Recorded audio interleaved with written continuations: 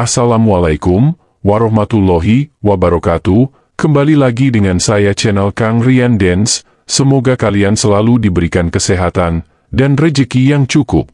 Kali ini saya akan menceritakan kisah Syekh Subakir menaklukkan tanah Jawa. Nggak usah berpanjang lebar, mari kita ke videonya. Syekh Subakir adalah salah seorang ulama asal Persia, Iran saat ini, yang dikirim Khalifah Turki Utsmaniyah, Sultan Muhammad I untuk menyebarkan agama Islam di wilayah Nusantara atau Tanah Jawa. Syekh Subakir konon adalah seorang ulama besar yang juga menjadi anggota Wali Songo periode pertama. Konon dengan kesaktiannya dan tombak pusaka Kiai Panjang telah menumbal Tanah Jawa dari pengaruh negatif makhluk halus saat awal penyebaran ajaran Islam di Nusantara. Syekh Subakir diutus ke Tanah Jawa secara khusus untuk menangani masalah-masalah gaib dan spiritual yang dinilai telah menjadi penghalang diterimanya Islam oleh masyarakat Jawa ketika itu. Karena Syekh Subakir ini ahli dalam meruqyah, ekologi, meteorologi dan geofisika. Berdasarkan babat Tanah Jawa, setelah sampai ke Nusantara, Syekh Subakir yang menguasai ilmu gaib dan dapat menerawang makhluk halus mengetahui penyebab utama kegagalan para ulama pendahulu dalam menyebarkan ajaran Islam karena dihalangi para jin dan dedemit penunggu Tanah Jawa. Lalu tombak pusaka Kiai Panjang tersebut ditancapkan tepat di puncak Tidar sebagai penolak bala.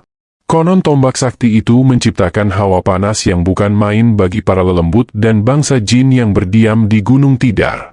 Lelembut, setan, siluman lari menyelamatkan diri.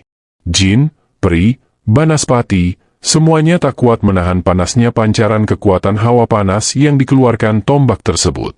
Sebagian jin yang lain ada yang mati akibat hawa panas dari tumbal yang dipasang Syekh Subakir tersebut.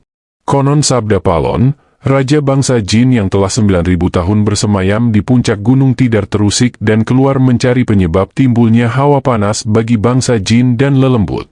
Sabda Palon lalu berhadapan dengan Syekh Subakir. Sabda Palon lalu menanyakan maksud pemasangan tombak tersebut. Menancapkan tombak itu untuk mengusir bangsa jin dan lelembut yang mengganggu upaya penyebaran ajaran Islam di Tanah Jawa oleh para ulama utusan Sultan Muhammad I. Setelah terjadi perdebatan mereka lalu mengadu kesaktian. Konon pertempuran antara keduanya terjadi selama 40 hari 40 malam, hingga sabda Palon yang juga dikenal sebagai Ki Semar Badranaya sang danyang Tanah Jawa ini merasa kewalahan dan menawarkan perundingan. Sabda Palon mensyaratkan beberapa poin dalam upaya penyebaran Islam di Tanah Jawa. Isi kesepakatan antara lain, sabda Palon memberi kesempatan kepada Syekh Subakir beserta para ulama untuk menyebarkan Islam di Tanah Jawa, tetapi tidak boleh dengan cara memaksa. Kemudian sabda Palon juga memberi kesempatan kepada orang Islam untuk berkuasa di Tanah Jawa, raja-raja Islam, namun dengan catatan. Para raja Islam itu silahkan berkuasa, namun jangan sampai meninggalkan adat istiadat dan budaya yang ada. Silahkan kembangkan ajaran Islam sesuai dengan kitab yang diakuinya, tetapi biarlah adat dan budaya berkembang sedemikian rupa. Syarat-syarat itu pun akhirnya disetujui Syekh Subakir. Selain di puncak Gunung Tidar, Syekh Subakir juga membersihkan beberapa tempat angker di Tanah Jawa yang dikuasai para raja jin dan makhluk halus lainnya. Tombak itu sekarang masih dijaga oleh masyarakat dan ditempatkan di puncak Gunung Tidar dengan nama makam tombak Kiai Panjang. Dengan adanya tombak sakti itu, maka amanlah Gunung Tidar dari kekuasaan para jin dan makhluk halus. Dalam versi lain disebutkan konon Syekh Subakir membawa batu hitam dari Arab yang telah dirajah.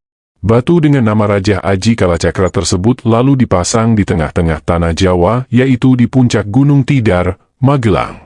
Akhirnya, untuk melepaskan kefanatikan masyarakat terhadap Syekh Subakir dan untuk menjaga akidah umat Islam, maka pada tahun 1462 Masehi, Syekh Subakir pulang ke Persia, Iran.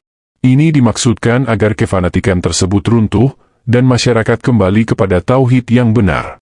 Selain itu tugas utama Syekh Subakir untuk membersihkan Tanah Jawa dari pengaruh negatif makhluk halus telah selesai.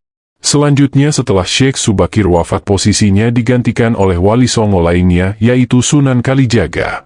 Namun di Gunung Tidar, Magelang, Jawa Tengah ada petilasan makom Syekh Subakir.